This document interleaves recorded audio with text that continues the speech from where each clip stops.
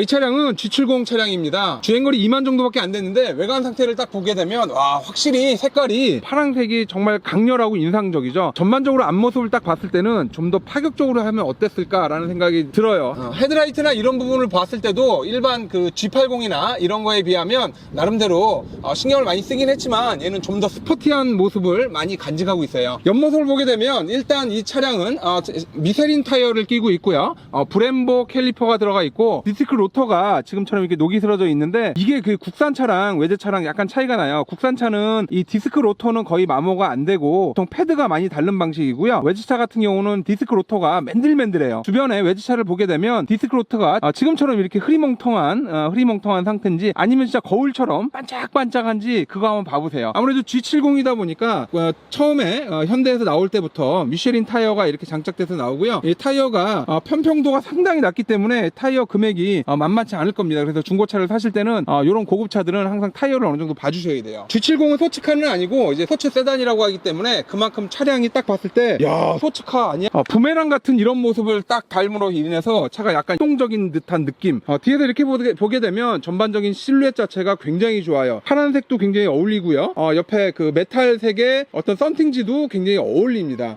기본적으로 휠은 19인치 휠이 들어가 있기 때문에 타이어가 커 보이고 휠이 커 보이니까 차 자체가 굉장히 역동적입니다. 딱 봤을 때 야, 좀 이런 느낌이 들 정도죠. G710의 뒷모습을 딱 보면 벤츠 C클래스나 E클래스가 전혀 부럽지 않다라는 느낌이 들 정도로 디자인적으로는 정말 이 정도 디자인이면 더 이상 굳이 어디 가서 얘기 안 해도 될 정도로 비슷한 급의 외제 차량을 비교해보면 대부분 외제차들은 디퓨저라고 그래가지고 여기를 이제 가짜로 이렇게 해놓습니다. 근데 요거 같은 경우는 구멍이 뻥뻥뻥 뚫려가지고 실제 공기가 이렇게 흐름에 어떤 영향을 주지 않을까라는 생각이 들 정도로 이런 부분까지 신경을 굉장히 많이 썼다라는 거죠. 머플러 역시도 그냥 일반적으로 나온 게 아니라 뒤에 하단에 범퍼에 이렇게 묻혀서 같이 조화를 이루고 있다라는 건 이거 역시도 디자인에 신경을 많이 쓴 모습이에요. 아무래도 스포츠카 차량은 극한의 주행을 많이 하기 때문에 사륜구동 기능이 좀 들어가 있어야 되고 그러다 보니까 H트랙이라는 기능이 지금 차량에 들어가 있네요. 아무래도 차량은 전반적으로 봤을 때 앞태보다는 뒤태가 좀 더 나아 보여요. 앞모습이 뭔가 약간 스포티한 느낌을 줬어야 되지 않을까라는 그런 생각이 듭니다. 또 이런 차량들은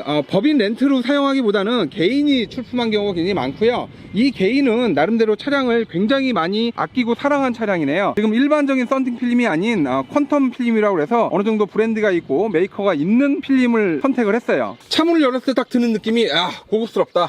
이 정도면 충분해. 나름대로 신경을 되게 많이 썼습니다. 이 시트 같은 경우도 우리가 아는 일반 시트가 아니라 이 시트에 다이아몬드 문양의 이런 마크를 표시함으로써 딱 봤을 때 정말 고급스럽고 스포츠카보다는 왠지 그 고급 중형 세단 같은 느낌이 정말 많이 살아나는 게 이 차량이라고 보시면 돼요. 디지털이 아니네. 운전석에 앉아서 계기판을 딱 봤을 때 계기판이 디지털이 아니라는 거 좀 깜짝 놀랐습니다. 아날로그와 디지털을 어느 정도 혼재한 그런 모습이고요. 요즘 대부분의 차량들이 많이 추구하듯이 디스플레이가 지금 이렇게 좀 작아요. 좀 작은데 이렇게 돼 있고요. 실내 트림 역시도 굉장히 고급스러운 검은색과 은색의 조화를 이뤘습니다. 조수석도 굉장히 깔끔하고 간결하게 되어 있고요. 대시보드 이쪽도 굉장히 디자인이 이쁘게 잘 나와 있어요. 밑에 센터페시아 하단에 이런 이제 갖가지 버튼들이 있는데 이런 부분들 굉장히 잘 되어 있고요. 기아봉 역시도 약간 크롬 디자인을 입혀가지고 굉장히 고급스러운 면을 더했습니다. 기본적인 기능들이 여기 이렇게 들어가 있고요. 어라운드 뷰도 있고요. 그 오토홀드 기능도 있고 파킹도 있고요. 드라이브 모드가 없다라고 하면 발 드라이브 모드를 사용해도 크게 문제는 없어 보여요. 스타트 버튼 하나만 딱 보더라도 고급져 보여요. 다만 아쉬운 건 핸들이 생각보다 고급스럽지 않다라는 거. 이게 조금만 더 고급스럽게 했으면 좀 더 좋았을 텐데 약간 제가 보기에는 약간 덜 고급스럽네요. G70을 구입하게 되신다라고 하면 반드시 여러분들이 염려를 해주셔야 되는 게 뒷좌석 공간이 생각보다 크지 않다라는 겁니다. 심지어는 아반떼냐? 이런 얘기가 나올 정도로 상당히 뒷좌석 공간이 좁아요. 혼자서 타고 다니면서 가끔가다 뒤에 승객을 태우면 요건 가능한데 매번 승객이 차를 타게 되면 약간 싫어하거나 짜증을 낼 수 있다는 점을 여러분들이 좀 알고 계셔야 돼요. 가장 최고의 점수를 주고 싶은 거는 검은색 가죽에 다이아몬드 모양의 약간 빗살을 쳐줬다라는 게 이게 정말 마음에 드네요. 차가 굉장히 고급스러워 보여요. 바닥면에 다이아몬드 모양을 이렇게 마크를 함으로 인해서 고급스러운 점을 많이 강조를 했습니다. 트렁크를 딱 열어보게 되면 또 공간이 그렇게 나쁘진 않아요. 이 정도면 굉장히 깊습니다. 중형차 정도는 아니지만 생각보다 차 폭이 굉장히 좁네요.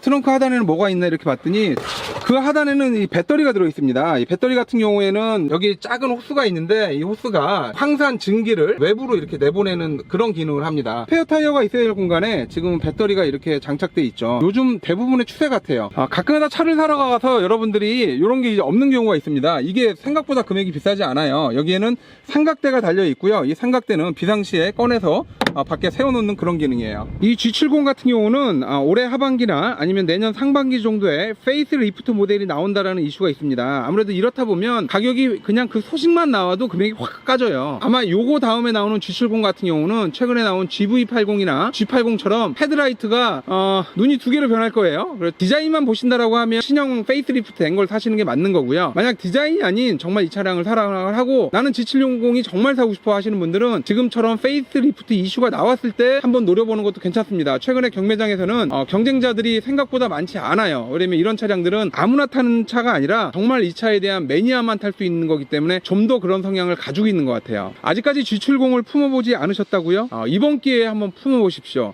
최소한 200개에서 300개가 떨어진 금액으로 가능할 겁니다.